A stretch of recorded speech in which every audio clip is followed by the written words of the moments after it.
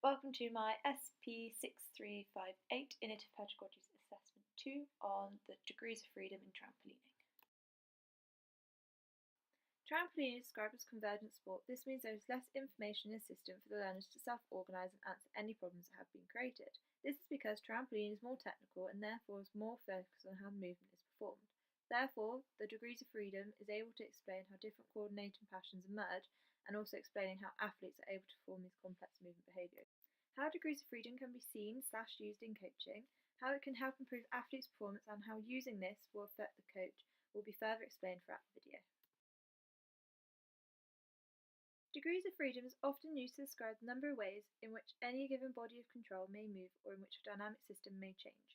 These units can include joints, muscles, or even motor units. For the athlete to be able to control these movement patterns, they will need to have a good movement coordination, which can be defined as the process by which neurobiological system components are assembled and brought into proper relation with each other during goal-directed activities.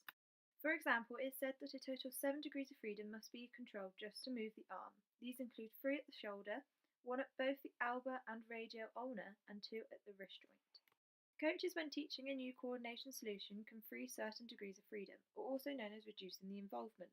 Once the athlete has improved or the coach feels they are ready to move on, the second stage is by unfreezing those degrees of freedom, therefore releasing and increasing the involvement. For example, if you were teaching a child how to form a backdrop, and they were dropping their arms in the landing, then you get the child to hold a shoe or an object in front of their face, freezing the degrees of freedom at the shoulder and the elbow, stopping them from dropping their arms and improving their performance in that skill. Trampolining can be identified as a multi-articular action sport, which means when the athletes are performing, many joints, muscles, and limb segments are working together to create different movements. These can also be known as degrees of freedom. The following videos is an example of using degrees of freedom when coaching and trampolining. The first video is her first attempt at performing a straight Barney with linking a double back pike following afterwards.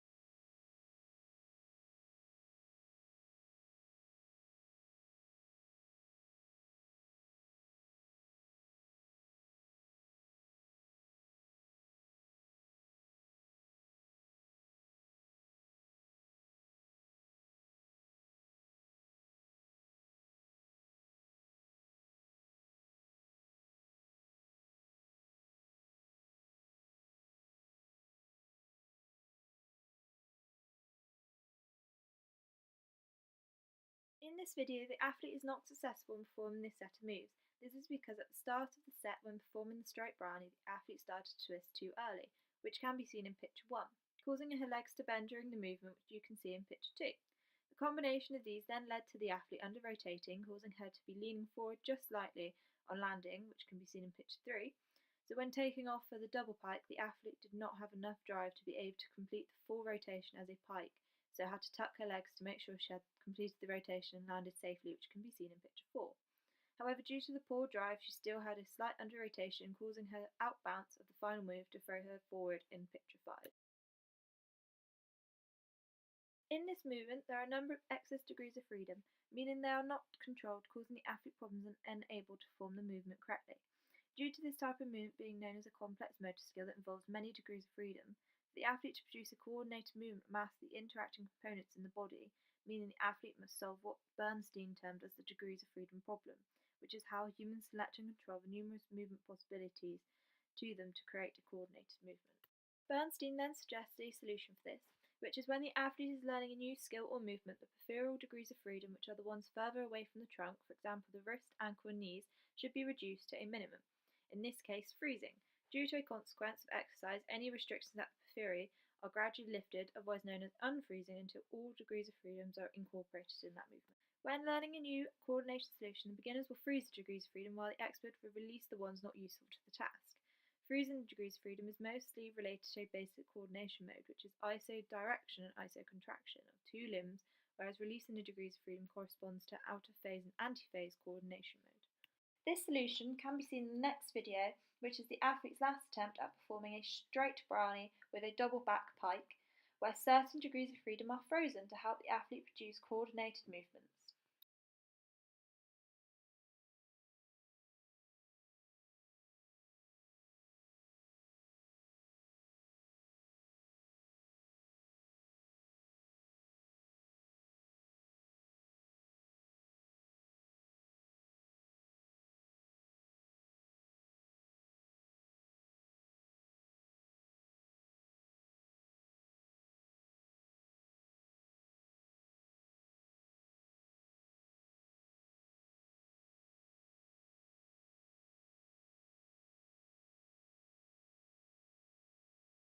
In this video, the athlete was successful because the coach had frozen the degrees of freedoms at the shoulder joint, upper body and neck throughout the performance. This stops the athlete from twisting too early in the straight brownie, as the athlete is not hunched over on takeoff, meaning the athlete jumps straight up and the twist happens from the hips at the correct time, meaning that her knees are also straighter, referring to picture 1. Due to the athlete twisting at the right time, this meant that the move did not under or over rotate, allowing the outbounce to be upright and the drive of the next move to be perfect.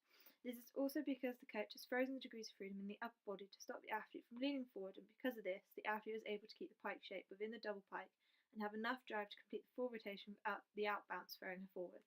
Within this move, the degrees of freedom are also frozen at the knee joint, as this will help get the right amount of drive in keeping her legs straight in the air. This will also help the rotation speed in keeping the correct shape throughout. These degrees of freedom could have been frozen by putting a spot on a wall in a high up position, meaning the athlete constantly had to keep her body upright to see the spot. For the knee joint, the coach could have put a sock around both feet. This allows the legs to be in the right position throughout. It also stops the athletes from bending the knees, as it can cause them to become off balance so they naturally learn to stop bending their knees. However, limiting the degrees of freedom at the knee joint could have also been used throughout the performance.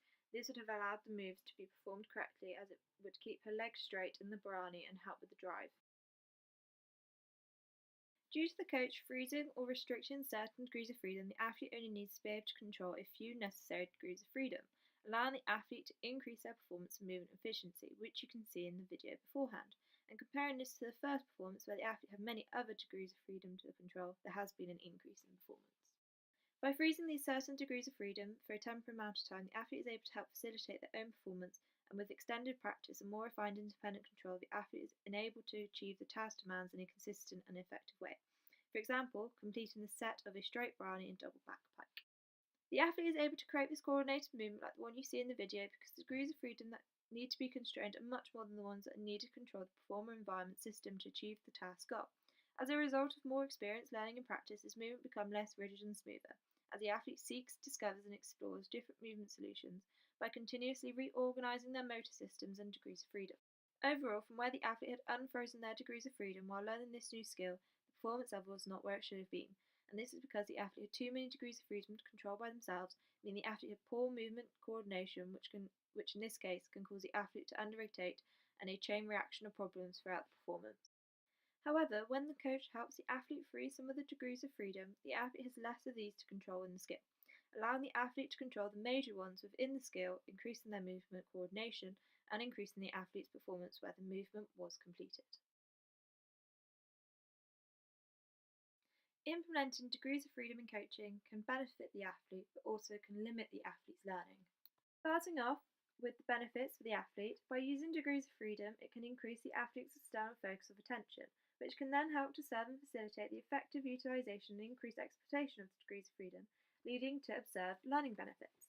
Another benefit can be, due to a number of degrees of freedom being frozen, means the athlete will need to control only a few throughout their movement, therefore increasing their movement efficiency and performance. Also, once the degrees of freedom have been unfrozen, the athlete is able to control and perform the movement. Therefore, by doing this, the athlete increases their movement coordination within this skill. The last benefit is allowing the athlete to explore the degrees of freedom will help the athlete with the first step of their learning process, which is the education of intention. Moving on to the limitations for the athlete. If the coach introduces this early control of degrees of freedom, it could be costly in terms of the outcomes, success, and movement efficiency. The second limitation is that even though the recruitment of new degrees of freedom is subject to change on the intrinsic properties of the neuromuscular system, focusing on isolating particular constraints can lead to dichotomies that may hamper and influence pattern stability and recruitment of degrees of freedom within a specific task context. However, if the coach implemented this method correctly and at the right time, then the athlete will achieve the full range of benefits without the limitations taking effect. Moving on to how degrees of freedom can affect the coach. To be able to introduce this method of constraining degrees of freedom, the coach must understand the dynamics of the movement being performed. Therefore, a sense of task dynamics is essential so the coach can plan effective intervention activities for the learner under different task contexts, which can also be done within the same movement task. This method of non-linear learning would be coaching for learning. As for the coach to do this, they will need a lot of time to work with the athlete to help develop a new coordinated solution, meaning the athlete will become successful in the task set. This method takes a lot longer for the athlete to pick up a new skill, but even though the learning takes longer, it will always be continuous. Please refer to the graph on the screen. Compared to if the coach was coaching for performance, then the coach would not be able to implement this method because the coach would not have the time to effectively work with the athlete on freezing the degrees of freedom to create a new coordination solution. Because of this short time frame, the coach would just tell the athlete the answers and what they need to do to increase their performance. By using this method, otherwise known as linear learning, the athlete will be quick to learn, but this will plateau as time goes on, as you can see on the graph. Overall, degrees of freedom in trampolining can be very beneficial for the athlete. However, there are many factors that could stop the coach from using this technique. The main barrier would be time. This is because if the athlete was training for performance, then the coach would not have the time to implement this technique. This is because the coach would need to help the athlete free certain degrees of freedom for a number of training sessions, so the athlete can learn to control the remaining 3 degrees of freedom. Then once the athlete has learned to control these, the coach can then unfreeze the previous frozen degrees of freedom, meaning the athlete should be able to control these throughout their performance. And if they are still struggling, then the athlete is already able to control the other degrees of freedom, meaning the athlete will be able to learn and control these new ones through practice and training this new skill. Therefore, if the coach is training the athlete for performance, they simply would not have the time to implement this and get the results needed for the athlete to be fully prepared for the competition ahead. Which would mean instead of using this technique, the coach would just tell the athlete the answers instead of coaching them to figure it out. However, if the coach was training the athlete for learning, then the coach would have the time to implement this method. And by doing this, the athlete would receive a range of benefits from this. These can include increase in performance, movement efficiency, movement coordination, and even observed learning benefits. And allowing the athlete to explore the degrees of freedom will also help the athlete with the first step of their learning process. However, there are other limitations to using this method. This includes the coach knowing this method and the movements within the skill being taught, because without this knowledge, it can also affect the athlete. For example, introducing early control could have a negative effect on the athlete's success and movement efficiency. Therefore, the implementation of this method in trampolining will depend on whether the coach is training the athlete for competition, so coaching for performance, or they are coaching the athlete to learn the skill in time without a rush to get them ready for competition.